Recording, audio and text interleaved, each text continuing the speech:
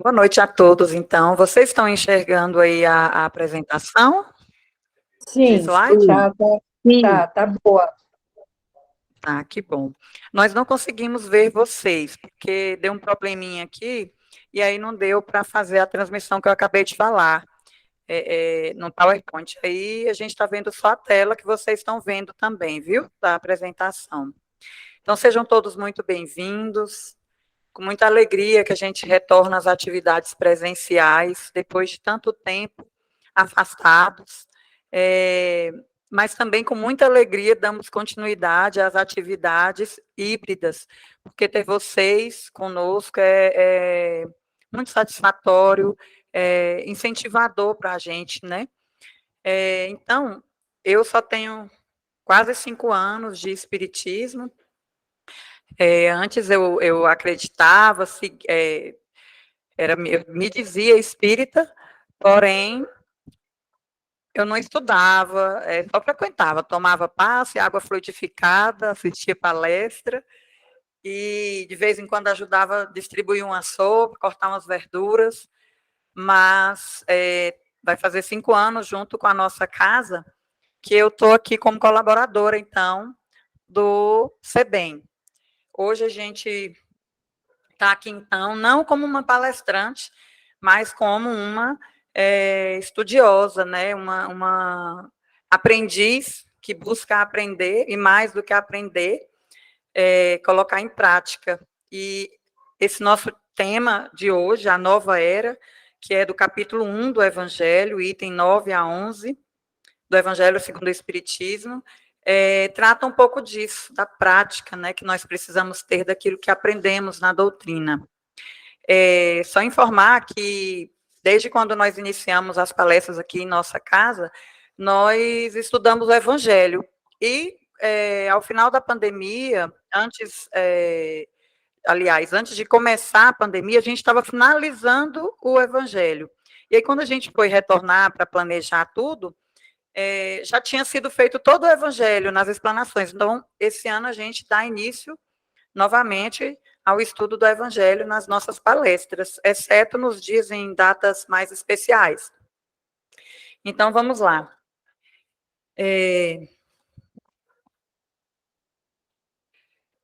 Moisés apresentou Deus aos hebreus e pagãos. Deus é um só, é único, e como que ele iniciou sua apresentação aos povos? Lá pelo 2000 anos antes de Cristo, esses povos, os hebreus, eles são descendentes de Abraão, e eles também eram liderados por ele. Então, Abraão recebeu uma mensagem divina de ir procurar a terra prometida, e eles foram. Eles moravam ali na região da Mesopotâmia, em Ur, que é mais ao leste e ao sul da Judéia. Mas então, após receber essa profecia, Abraão foi com esses povos, os hebreus, que são descendentes dele, lá para a região da Judéia, né? A fixação aconteceu no Rio Jordão, porque a terra era fértil. E aí, eles adoravam, nesse tempo, os hebreus ainda eram politeístas, ainda eram muito rudes, esses povos ainda não tinham muita noção da necessidade da convivência harmônica, e eles cultuavam diversos deuses, uma pessoa só podia cultuar mais de um deus, ou cada pessoa cultuava um deus diferente, ou até cultuavam animais, plantas, nessa época. E assim Deus se fez mostrar, se apresentou, a sua primeira revelação foi através de Moisés. Antes disso, dessa apresentação, porque eles eram politeístas, eles estavam lá com Abraão, nessa região, e começaram a passar fome. Nessa época, aqui eu anotei o nome de alguns deuses, Deus Javé, que é o deus hebraico, e também Deus El, que é um deus cananeu. São dois exemplos de deuses diferentes, né? E aí, lá por volta do século XVIII a.C., eles começaram a passar fome. E os hebreus, junto com alguns israelitas, eles foram para o Egito. Na verdade, voltaram, né? Seguiram mais ao oeste para o Egito.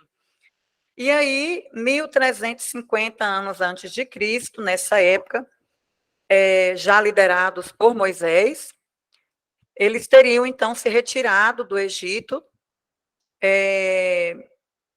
em retorno para aquela região, através da abertura do Mar Vermelho.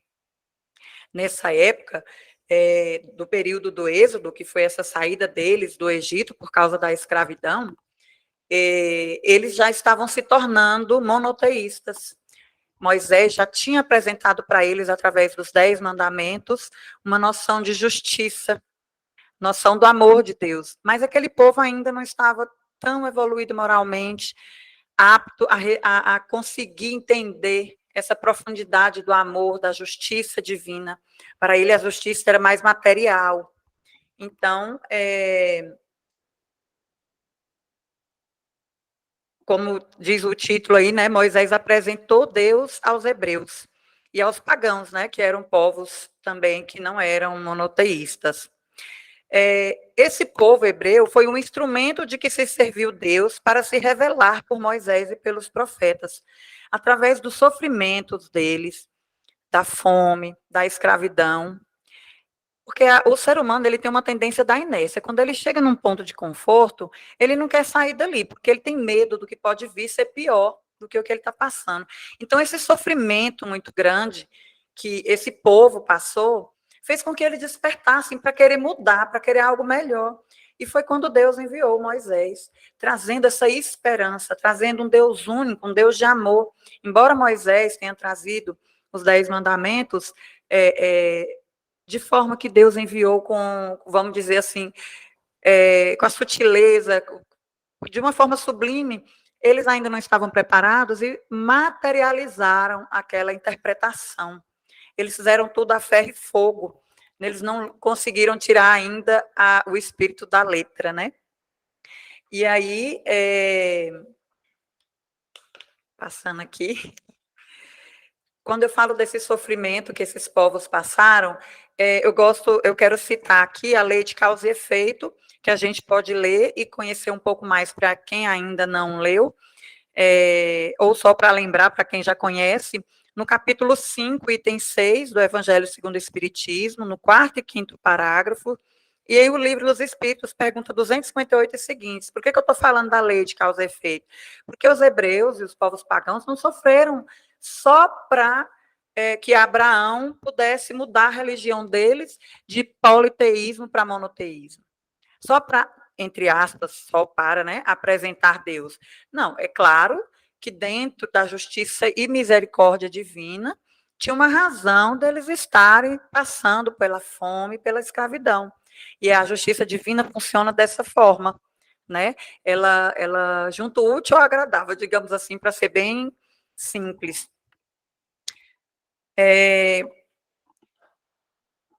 Então, a lei, os 10 mandamentos, foram o frontispício brilhante dos ensinamentos de Deus.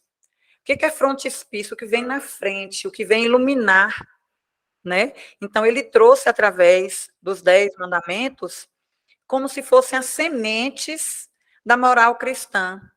Essas sementes foram plantadas com os 10 mandamentos, naqueles corações daquelas pessoas, que foram muitas que seguiram Moisés. Mas a semente ainda não germinou naquela época. Na grande maioria daquelas pessoas, foram poucos os que aprenderam realmente com os 10 mandamentos. Como eu falei, as interpretações eram muito materializadas, o interesse das pessoas imperava muito mais. E essa moral que Moisés ensinou, ela era apropriada para, como eu falei, a evolução moral, espiritual dos povos daquela época, da forma como eles se encontravam. Por isso é que Moisés não passou muito mais, e Deus enviou também de forma mais grosseira, digamos assim. Pode isso, não pode aquilo. Porque aquele povo não estava preparado, eles não eram espiritualizados, nem tinham condições, assim, ainda de espiritualizar-se. Esses povos ainda eram semi-selvagens, eles não conheciam o verdadeiro sentido de estar na Terra. A sobrevivência para os pobres e o poder para os ricos era o objetivo de cada um. Ninguém preocupava se com o julgamento dos outros, se depois que morresse ia ter alguma coisa, depois daquilo, alguma consequência. Né? Então, eles não estavam muito preocupados em ser pessoas boas, em aproveitar o tempo aqui na Terra para se melhorar, para conviver bem. Né? Então, eles ainda tinham, como eu falei, eram povos rudes, eles ainda tinham necessidade de cultuar materialmente alguma coisa, através de quê? Sacrifícios. A gente tem o exemplo do tabernáculo aí, né, e uma pessoa adorando alguma coisa diante de uma fogueira, provavelmente um animal, porque eles ainda necessitavam de algo material. Hoje a gente já ora sem precisar de absolutamente nada. Graças a Deus, a doutrina ensina para a gente que nem posição, nem local são necessários, que apenas elevarmos o nosso pensamento a uma forma de oração. Naquele tempo, não, eles precisavam ainda, né? Eles achavam assim que entregar um animal ali no tabernáculo dava uma limpada nos pecados deles. Né? A gente vê aí em filmes, em séries, inclusive eu indico Maria Madalena, que a gente aprende muito sobre isso. Agora eu vou ter que fazer uma leiturinha. Rapidinho. O Cristo, esse é o quarto parágrafo aqui ainda do item 9 do capítulo 1. O Cristo foi o iniciador da mais pura, da mais sublime moral, da moral evangélico-cristã, que há de renovar o mundo, aproximar os homens e torná-los irmãos, que há de fazer brotar de todos os corações a caridade e o amor do próximo, e estabelecer entre os humanos uma solidariedade comum, de uma perfeita moral, enfim, que há de transformar a terra, tornando-a morada de espíritos superiores aos que hoje a habitam. É a lei do progresso, a que a natureza está submetida, que se cumpre, e o espiritismo é a alavanca de que Deus se utiliza para fazer que a humanidade avance. Então, a gente tem aí a representação do Cristo pregando o seu amor. Ele não só pregava, ele vivia o que ele pregava. E nós temos aí Allan Kardec representando a codificação, juntamente a pleia de espíritos superiores que vieram trazer essas informações de que o texto fala, né? Essa alavanca que vai fazer a humanidade avançar. Mas vocês perceberam que o tempo verbal do texto ainda é futuro? Tem 162, 161 anos que esse livro, O Evangelho segundo o Espiritismo, foi publicado. Provavelmente, um ano antes, os espíritos estavam se comunicando. Então, ele falou dos feitos de Cristo ainda para o futuro. Ele fala assim, ó, a moral evangélico-cristã que há de renovar o mundo, mas na frente ele fala que há de transformar a terra. Meus irmãos, não vai ser de uma hora para outra. Foram 1.800 anos a vinda de Moisés, 1.300 e poucos anos, na verdade. Aí depois Cristo, agora 1.800 e poucos anos o Espiritismo, e 162 anos depois do Espiritismo ter sido codificado, a gente ainda está percebendo que essa nova era ela ainda está engatinhando. Mas da onde que vai partir o primeiro degrau? De cada um de nós. E a gente veio aqui discutir isso. No livro A Gênese, tem o último capítulo, São Chegados os Tempos, o capítulo 18, no item 5. Aliás, o meu estudo todo, quase todo, foi baseado na Gênese, no livro dos Espíritos, Evangelho e um textinho que eu trouxe aqui. Eu sempre vou estar trazendo um parágrafozinho, porque às vezes eu falo alguma coisa que não me expresso bem, eu gosto de dizer de onde foi que eu tirei. A humanidade tem realizado até o presente incontestáveis progressos. Os homens, com a sua inteligência, chegaram a resultados que jamais haviam alcançado sob o ponto de vista das ciências, das artes e do bem-estar material. Resta-lhes ainda um imenso progresso a realizar, o de fazerem que entre si reinem a caridade, a fraternidade, a solidariedade, que lhes assegurem o bem-estar moral. Não poderiam consegui-lo nem com as suas crenças, nem com as suas instituições antiquadas, restos de outra idade, boas para certa época, suficientes para um estado transitório, mas que, havendo dado tudo o que comportavam, seriam hoje um entrave. Já não é somente de desenvolver a inteligência o de que os homens necessitam, mas de elevar o sentimento, e para isso faz-se preciso destruir tudo o que superexcite neles o egoísmo e o orgulho. Então, os ensinamentos de Moisés, que foi a primeira revelação, mas foram muitas revelações, né, digamos assim. Eles vieram abrir o caminho para a justiça, e depois veio Jesus, mostrando com seus próprios atos, com seus exemplos, implantar a consciência do amor ao próximo e do perdão. E quase 2000 anos depois da vinda do Cristo, vem o Espiritismo, que é essa alavanca que Deus está utilizando para fazer com que a humanidade avance. Nós temos aí representações de lutas externas, lutas internas. Vou precisar ler também esse parágrafo. São chegados os tempos em que se hão de desenvolver as ideias, para que se realizem os progressos que estão nos desígnios de Deus. Têm elas de seguir a mesma rota que percorreram as ideias de liberdade, suas precursoras. Não se acredite, porém, que esse desenvolvimento se efetue sem lutas. Não, aquelas ideias precisam, para atingirem a maturidade, de abalos e discussões, a fim de que atraiam a atenção das massas. Uma vez conseguido, a beleza e a santidade da moral tocarão os espíritos, que então abraçarão uma ciência que lhes dá a chave da vida futura e descerra as portas da felicidade eterna. Moisés abriu o caminho, Jesus continuou a obra e o Espiritismo concluirá. Esse espírito que trouxe essa mensagem do item 9, ele se identificou como sendo um espírito israelita. E nos meus estudos, ele traz notícia na revista Espírita, de 1868, se não me engano, mas irrelevante a data, se alguém quiser, depois eu posso procurar, mas ele era realmente israelita e veio mostrar que o espiritismo é uma doutrina universal, que ela não é uma doutrina para espíritas, ela não é uma doutrina para espiritualistas, ou para brancos, ou para cientistas, ou para estudiosos, ou para negros, ou não. O espiritismo, ela traz informações acerca do amor universal, é o amor da humanidade, não só a terrena, todos os outros orbes habitados por seres criados por Deus, eles são regidos pela mesma lei.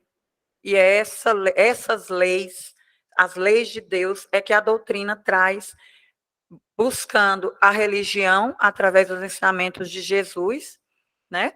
E aí, a ciência e a filosofia, aqui para a nossa terra ainda, né? Nós, terráqueos, aqui ainda temos essa possibilidade, nosso nível de evolução é mais ou menos o mesmo, e os ensinamentos que ela traz é só o que a gente consegue.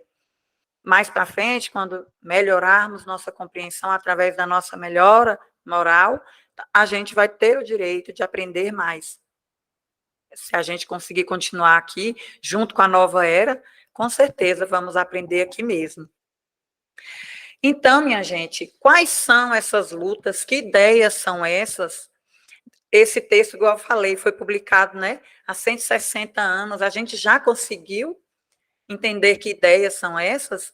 E essas ideias são justamente as ideias morais. São aquelas que o germe foi trazido por Moisés, com os 10 mandamentos, e que com a vinda de Jesus, elas germinaram nos corações, elas foram expandidas, e que agora o Espiritismo está trazendo, tentando elevar os nossos conhecimentos. O Espiritismo está tentando clarear o que Jesus falou. Ele falava por parábolas, e mesmo assim, a gente não conseguiu entender. Estamos aqui 2000 anos depois, ainda lendo, estudando, e não conseguimos praticar. Então, essas ideias, elas já são amplamente divulgadas, elas já são conhecidas por todos nós estivemos aqui junto com Jesus, jogando pedra, falando para soltar Barrabás, e aí tem 2000 anos que a gente lê o Evangelho, já passamos por todas as religiões, praticamente, eu acho que já, e a gente até hoje não pratica. Então, elas são divulgadas, elas são conhecidas, elas estão sendo desenvolvidas agora, porque a gente percebe com a pandemia, por exemplo, aumentou o número de canais religiosos, plataformas, sites, essas redes sociais em geral, e aumentou o número de acessos. Por exemplo, nossa casa já chegou o dia de ter quase 30 pessoas, e aqui nós presencialmente, o máximo que a gente chegava aqui, nunca, acho que 10, né? 5 quando estava todo mundo da direção, né? Mas elas estão desenvolvendo, elas estão muito divulgadas, mas agora elas estão desenvolvendo. Mais pessoas, mesmo através de outra religião, que não seja espiritualista ou espírita, eles também estão abrindo os horizontes, eles também estão preocupados mais no crescimento pessoal. E o que impede que a gente pratique essas ideias? Que lutas são essas? Né? O que nos impede são justamente as nossas imperfeições, os nossos vícios físicos, morais, porque os vícios físicos impedem porque ele toma seu tempo. Ele toma oportunidades que você poderia estar fazendo uma caridade, você poderia estar um tempo de qualidade com um filho, aí você está lá no vício. Isso aí eu conheço. Né? A gente tem mais percalços, tem muitos prazeres fáceis, a internet é um vício, olha aí, ó, na tela, né? Aqui embaixo a gente tem uma mulher com depressão, aqui a gente representa diversos tipos de vícios, como é que fala? Por remédio, por bebida, gula, refrigerante, internet, cigarro, né? Jogos. São diversos tipos de vícios que impedem, dificultam a nossa prática dessas ideias. Ali a gente tem a violência, e acima está mostrando as lutas, né? Que falou que essas ideias elas não vão se implantar sem muitas lutas. E ali a gente tem 3 lutas externas, as lutas pelos direitos das minorias. A gente tem a luta aqui de gênero, pessoal que não se identifica como hétero, eles são minoria, e estão lutando para ser tratado por igual, nós somos todos filhos de Deus, somos espíritos, às vezes a gente vem como homem, às vezes a gente vem com mulher, cada um com seus objetivos, e as pessoas não conseguem simplesmente respeitar, né? Tem que ir para a rua para pedir respeito. Ali nós temos, com relação às raças, ali tem as negras, mas a gente tem índios. No exterior, as rixas de raças são horríveis. Aqui no Brasil, a gente, apesar de existir muito, ainda é menos. E tem também ali a luta contra o direito das mulheres, né, a violência. E essa luta interna aqui da pessoa com depressão, com angústia, com pânico, representa tudo isso, né? Então, são essas as lutas internas e externas. É uma luta conosco mesmo. E a gente saber que o caminho ensinado por Jesus, esclarecido pela doutrina espírita, é esse, não quer dizer que a gente está seguindo, que eu estou vindo aqui na frente falar, porque eu precisei falar na minha monografia também, falei do mesmo jeito que eu estou falando aqui, eu estudei, me preparei, estou vindo aqui falar. Isso não quer dizer que eu já sou adepta dessas novas ideias, mas a nova era traz isso para a gente.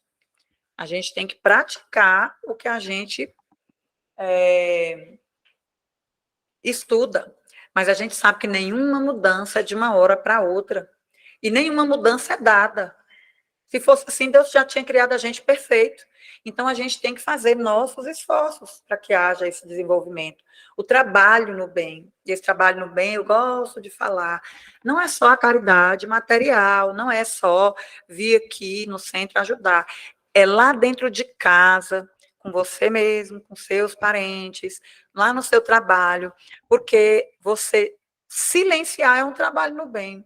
Você perdoar é um trabalho no bem. Você tolerar as dificuldades dos outros é um trabalho no bem. O planeta Terra está chegando aos novos tempos, mas as mudanças físicas vêm ocorrendo no globo. Isso é tipo um resumozinho de partes da Gênese, viu? As mudanças físicas, então, vêm ocorrendo no globo há bilhões de anos e acontece lenta e gradualmente. Às vezes passa despercebido para a gente, porque a gente fica aqui 80, 100 anos, não consegue ver. Mas a ciência hoje já consegue registrar, catalogar, porque já avançou tanto que tem aparelhos que conseguem ir gravando temperaturas, abalos sísmicos e outras mudanças, né? E está tão avançada que consegue até impedir ou prever que as coisas aconteçam. Previsões do tempo, a lavoura hoje, por que ela está produzindo muito mais do que antes? Justamente por causa dessa tecnologia. Aquela nuvem de gafanhotos em 2020, que ela começou no Paraguai, passou para a Argentina, quando ela chegou aqui, o povo daqui já estava preparado. Quando ela foi para a Argentina, o povo de lá, o estrago foi menor, foi diminuindo, que a gente teve mais tempo. Mas, ou seja, graças à ciência, a gente pôde evitar um mal maior, né?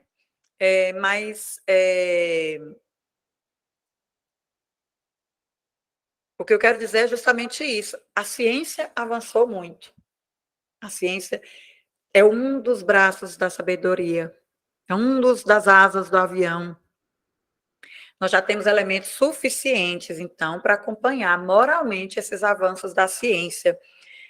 Já temos esses alertas, esses chamamentos que Jesus nos fez e que essas palestras, esses vídeos, tudo isso é chamamento. E são feitos para a gente o tempo todo, todos os dias. Nós já temos tudo isso. O que falta para a gente colocar em prática? Com certeza, a gente ainda tem muito a aprender. Só que a gente precisa agir, pensar, caminhar, porque não adianta só estudar, né? Moisés, então, plantou a semente, Jesus fez germinar, brotar, e o Espiritismo veio para fazer a planta crescer, dar frutos. Quantas horas? Se supusermos possuída desses sentimentos, esses sentimentos são sentimentos que eu li anteriormente, a solidariedade, a caridade, o amor ao próximo. A maioria dos homens poderemos facilmente imaginar, não vou ler novamente que eu entonei errado aqui, se supusermos possuída desses sentimentos, a maioria dos homens, poderemos facilmente imaginar as modificações que daí decorrerão para as relações sociais. Todos terão por divisa caridade, fraternidade, benevolência para com todos, tolerância para todas as crenças. É a meta para que tende, evidentemente, a humanidade. Esse é o objeto de suas aspirações, de seus desejos, sem que, entretanto, ela perceba claramente por que meio as há de realizar. Ensaia, tateia, mas é detida por muitas resistências ativas. São aquelas resistências, as lutas que a gente enfrenta.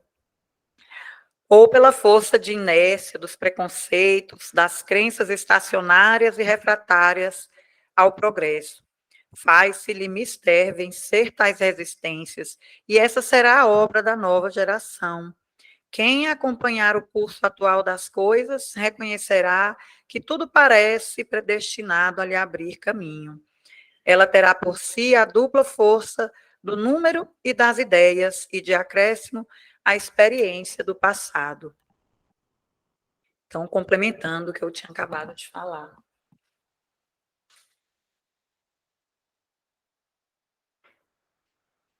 Dá para ter uma ideia aí, né, dessas imagens, o que representa, né?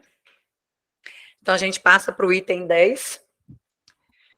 Eu vou ler o primeiro parágrafo. Um dia, Deus, em sua inesgotável caridade, permitiu que o homem visse a verdade varar as trevas. Esse dia foi o do advento do Cristo. Depois da luz viva, voltaram as trevas. Após alternativas de verdade e obscuridade, o mundo novamente se perdia.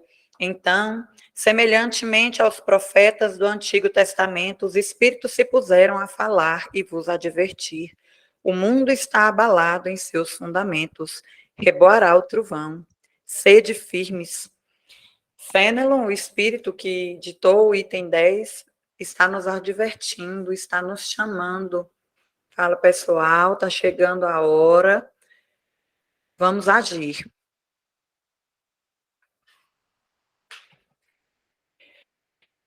Jesus sabia que essa semente plantada por Moisés e que ele fez germinar não ia crescer por tão cedo, então ele prometeu o Consolador. Lá em João, capítulo 14, versículo 26, ele disse: mas aquele Consolador, o Espírito Santo, que o Pai enviará em meu nome, vos ensinará todas as coisas e vos fará lembrar de tudo quanto vos tenho dito. Lembrar é o que o Espiritismo faz, e ensinar, né? Mais do que o que Jesus falou, ele fala um pouco mais, porque nós já somos capazes de compreender. E Allan Kardec, nesse capítulo, no item 7, que no capítulo 1 ainda, ele fala assim como Cristo disse, o nome do capítulo é Não Vim Destruir a Lei, esse primeiro capítulo. Assim como Cristo disse, não vim destruir a lei, porém cumpri-la, também o Espiritismo diz, não venho destruir a lei cristã, mas dar-lhe execução. Nada ensina em contrário ao que ensinou o Cristo, mas desenvolve completa e explica em termos claros e para toda a gente o que foi dito apenas sob forma alegórica. Então é isso. É através desses esclarecimentos que o Espiritismo vai nos consolar e nos auxiliar a refletir sobre nossa conduta e sobre o tempo que estamos tendo aqui nessa encarnação, o que, que nós estamos fazendo dele. No Livro dos Espíritos, questão 627 e 28, fala um pouquinho sobre o fato de haver a necessidade ou não dos espíritos virem falar alguma coisa, porque a gente sabe que muitas religiões, muitas crenças, não aceitam o espiritismo. E aí a gente tem um questionamento, dois, né, ou mais, de Allan Kardec aos espíritos sobre essa questão. Ele diz o seguinte: já que Jesus ensinou as verdadeiras leis de Deus, qual a utilidade do ensino dado pelos espíritos? Terão eles mais alguma coisa a nos ensinar? Muitas vezes a palavra de Jesus era alegórica e em forma de parábolas, porque ele falava de acordo com a época e os lugares. Agora é preciso que a verdade seja inteligível para todos. É necessário explicar e desenvolver aquelas leis, já que pouquíssimos são os que as compreendem e menos ainda os que as praticam. E a 628, porque nem sempre a verdade foi colocada ao alcance de todos. É necessário que cada coisa venha a seu tempo. A verdade é como a luz. É preciso habituar-se a ela pouco a pouco, senão ela ofusca. Deus jamais permitiu que o homem recebesse comunicações tão completas e instrutivas como a que hoje lhe são dadas. Então, tá aí a explicação, né, do porquê tem que ter o espiritismo para nos auxiliar.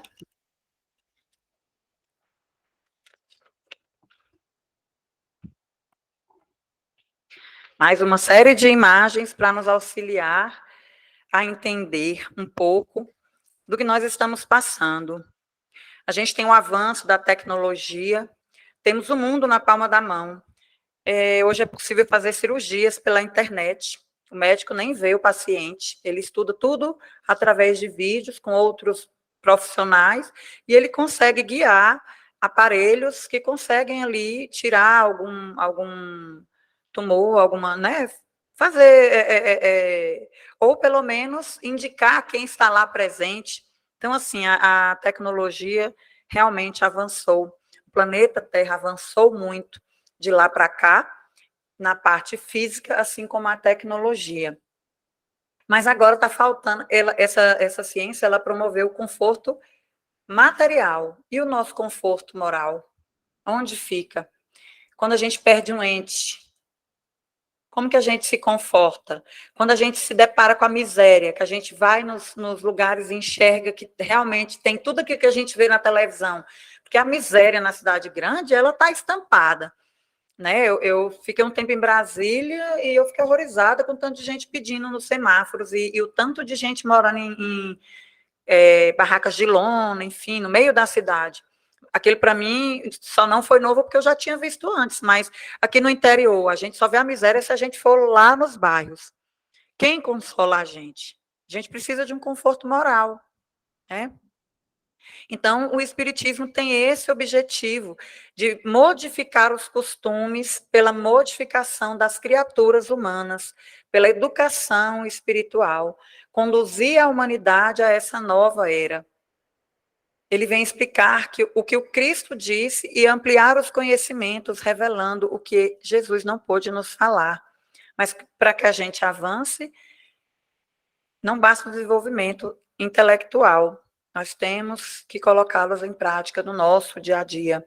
No próprio item 10 que a gente está falando agora, tem uma frase que fala assim: o coração e o amor têm de caminhar unidos à ciência.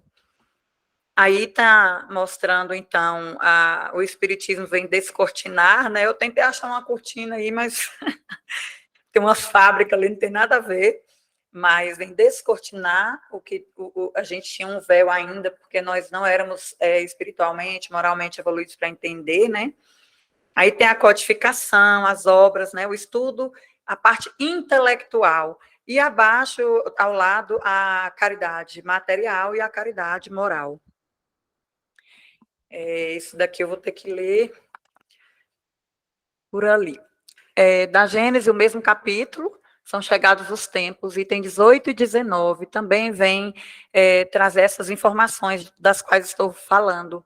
O progresso intelectual realizado até o presente, nas mais largas proporções, constitui um grande passo e marca uma primeira fase no avanço geral da humanidade. Impotente, porém, ele é para regenerá-la. Enquanto os homens não tirarem o egoísmo e o orgulho de si, eles vão usar esse progresso para o bem pessoal. E ali fala que somente o progresso moral pode assegurar aos homens a felicidade na terra. E quem não conseguir se adequar a essa nova era, vai ser derribado da terra, destituído, vai ser convidado a ir para outro planeta. Para que na terra sejam felizes os homens, preciso é que somente a povoem espíritos bons, encarnados e desencarnados, que somente ao bem se dediquem. Havendo chegado o tempo, grande emigração se verifica dos que a habitam, a dos que praticam o mal pelo mal, ainda não tocados pelo sentimento do bem, os quais, já não sendo dignos do planeta transformado, serão excluídos, porque senão lhe ocasionariam de novo perturbação e confusão, e constituiriam um obstáculo ao progresso. Então, eles vão espiar em outros planetas. E, para finalizar, Erasto, ele é o espírito que veio falar do último item, o item 11, que fala de Santo Agostinho. Santo Agostinho foi um teólogo, filósofo, professor, padre, bispo e disseminador do espiritismo. Em vida, ele era filho de Santa Mônica, a mãe sempre tentou converter ele para a religião. E antes dela morrer, ela falava que era desgosto, tudo, mas aí ele se converteu. Escreveu livros, né? Aí tem os mais famosos aí, Confissões e a Cidade de Deus. E ele falou quando a mãe dele morreu, em 387 depois de Cristo. Estou convencido de que minha mãe me virá visitar e dar conselhos, revelando-nos o que nos espera na vida futura. Ou seja, ele acreditava que a vida não era somente esta que temos aqui na Terra, né? Santo Agostinho era tido como santo, é tido como santo pela Igreja Católica, e após a sua morte, não deixou de ser um apóstolo do Cristo, entrou em contato com a nova realidade do mundo espiritual e veio trazer, junto com a pleiade de espíritos superiores, a codificação espírita. Ele tem 3 perguntas no Livro dos Espíritos e assina também uma conclusão. No Evangelho segundo o Espiritismo, ele assina 4 itens. No Livro dos Médios, 2 itens. E no Céu e Inferno, ele assina um capítulo, capítulo 8. Então, meus irmãos, que nós possamos colocar em prática tudo que a doutrina tem para nos oferecer, essa doutrina iluminada. Fiquem na paz de Deus. Boa noite a todos.